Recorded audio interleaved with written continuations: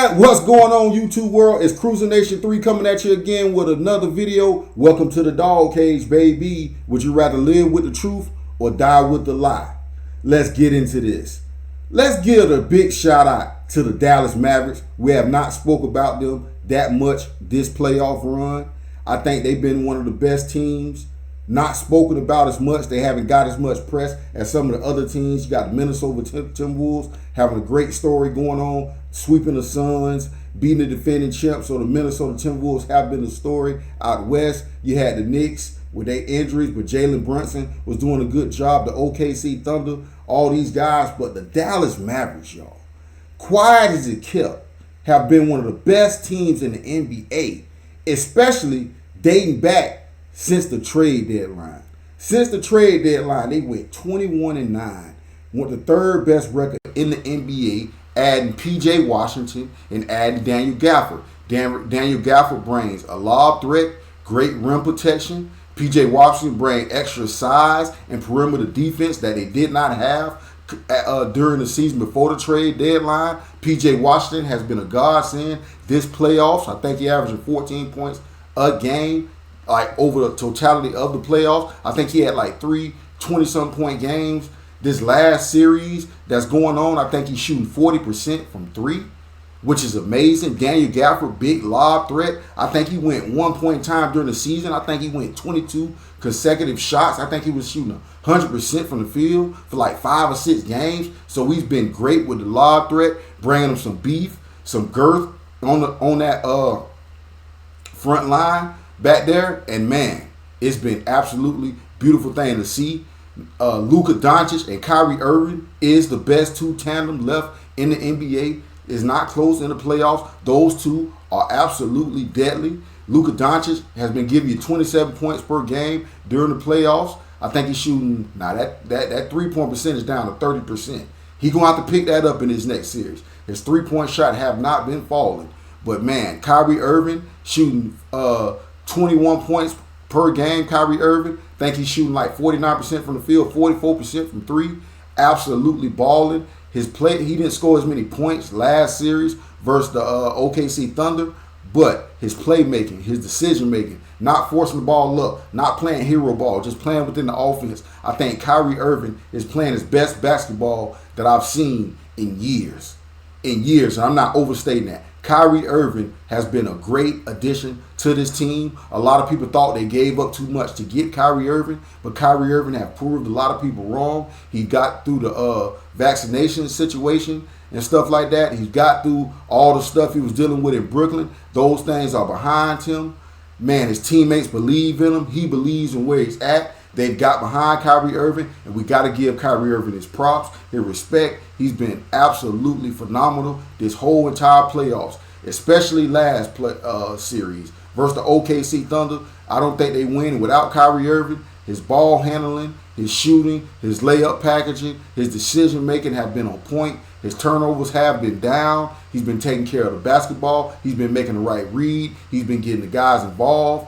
Luka playing through them injuries, the knee, the ankle, the busted mouth, every single thing. Luka has proven to be a warrior.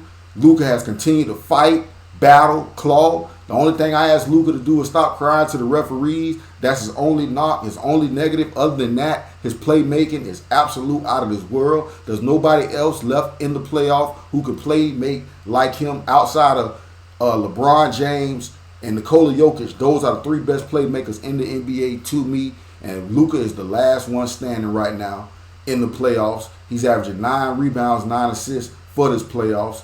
Been balling, getting guys involved.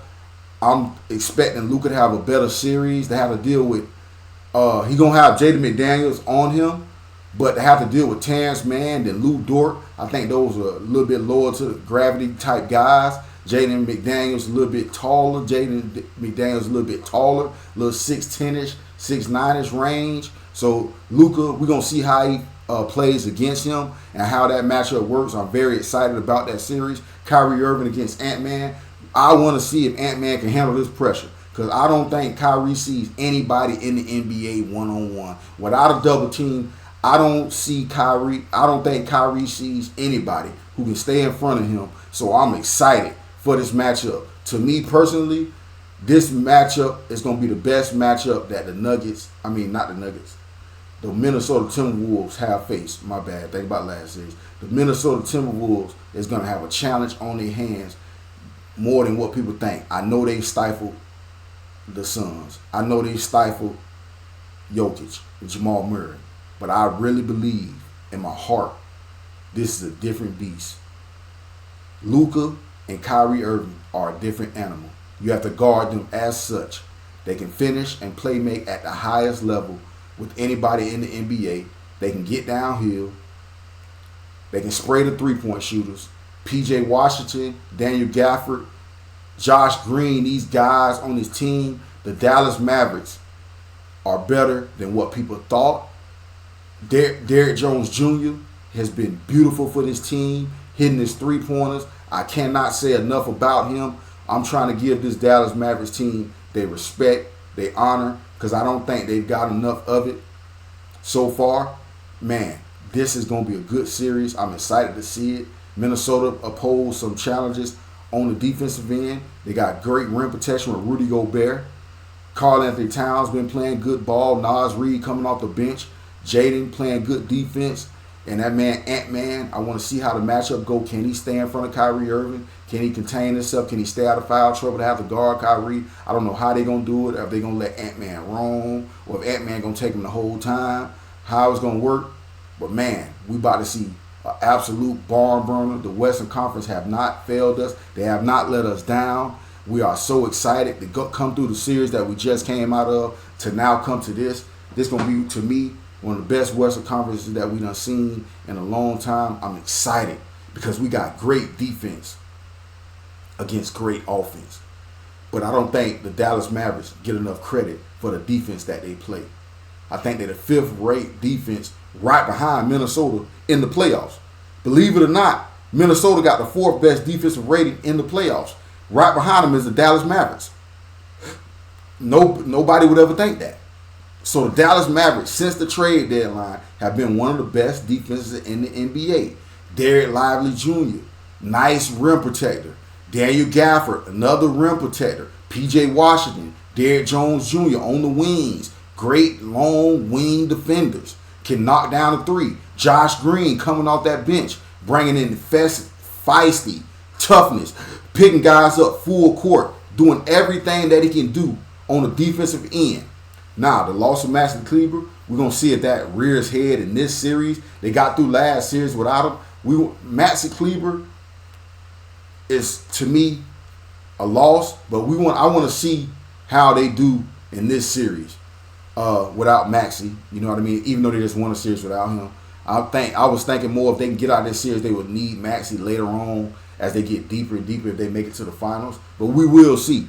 Dallas Maverick fans, a lot of people didn't believe in y'all. A lot of people didn't believe in Kyrie. I'm here to tell y'all have earned y'all respect. Y'all have put everybody on the map. Y'all have came together as a team. The things that you guys have doing, the effort and the progression that you guys have shown through the season, and to go 21-9 since the trade deadline, and the effort that you guys bring night in and night out has been overshadowed, has been overlooked. Everybody look at Luka and Kyrie and just see offense, but it's the other guys, P.J. Washington, the Derek Lively's, the Daniel Gafford, the Derrick Jones Jr., the Josh Greens, things like that, man, have been the key to y'all's success. And y'all are in the Western Conference Finals. Y'all game will start Wednesday night. Everybody will be tuned in to see.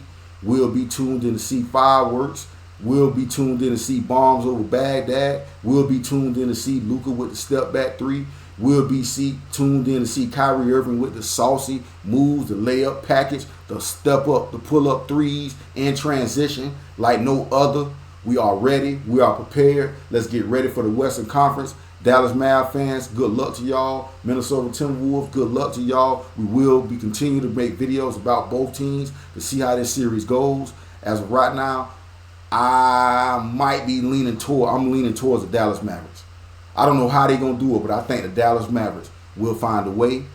I think they got the answer to the Minnesota Timberwolves defense with Kyrie Irving and Luka Doncic. So I'm going to roll with the Mavs in this series. before the playoffs started. I had the Mavs going to the finals. I'm going to stick with my pick. Mavs in 6. You're hearing it right here first. Cruising Nation 3. Hope you guys enjoyed the video. Make sure you like, make sure you subscribe, and make sure y'all hit the notification button so you be notified. Where my dogs at? Welcome to the Dawg Cage, baby.